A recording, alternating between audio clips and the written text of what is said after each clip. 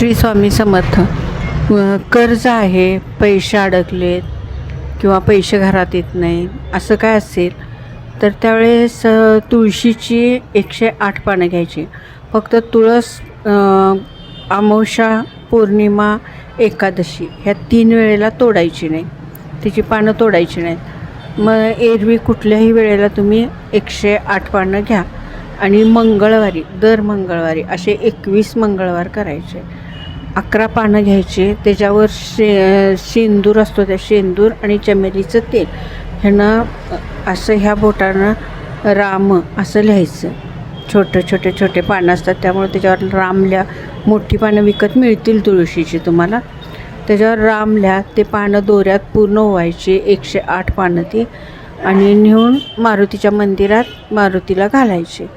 आणि त्याच्यानंतर त्याच्यापुढे चमेलीचा दिवा लावा आणि गूळ आणि फुटाणे ठेवा. तुमचे जे काय असतील अडचणी त्या दूर होतील. श्री स्वामी समर्थ.